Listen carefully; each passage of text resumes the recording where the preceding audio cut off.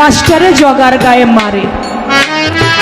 একের পর এক যখন মাস্টারে জগাকে বাড়ি দিতে থাকে, জগা বলে স্যার আপনি আর একটা বাড়ি আমার গায়ের মধ্যে দিবেন না।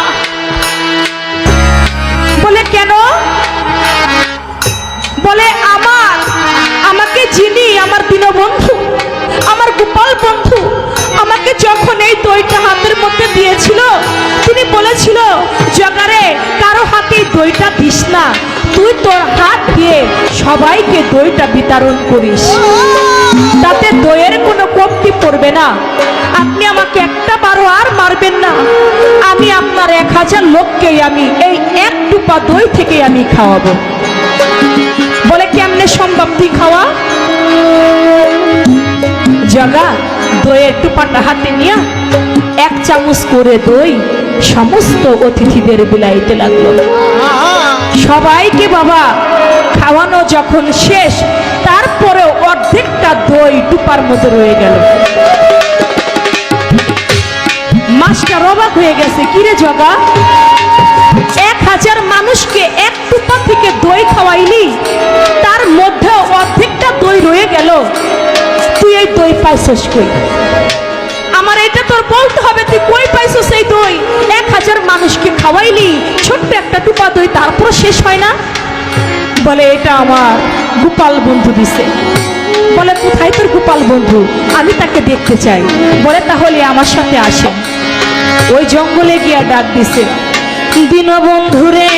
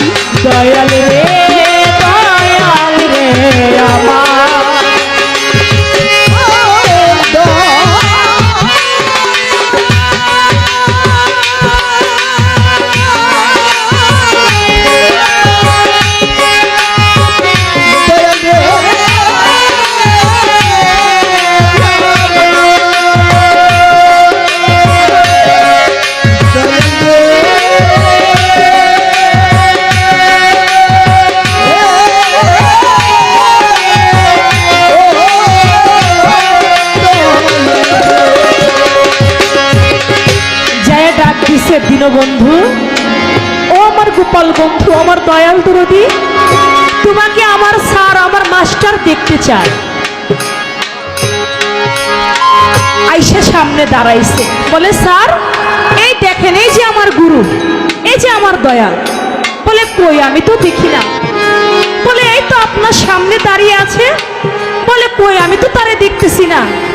শ্রীকৃষ্ণ মহাপ্রভু ডাক দিয়া জগারে কয়, জগারে আমারে কোনো অভক্ত দেখতে পারবে না,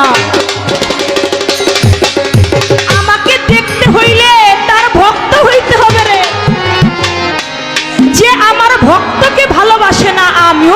ভালোবাসি না। তাই আমাকে দেখতে হইলে তার ভক্ত হইতে হয় বাবা। ওই রকম মুর্শিদকে দেখতে হইলে, আমার রুস্তুম চাঁদকে দেখতে হইলে, আমার দয়াল নবীকে দেখতে হইলে ওই রকম ভক্ত হইতে হবে। অভক্ত হইলে কখনো গুরু মুর্শিদ চিনা যায় না।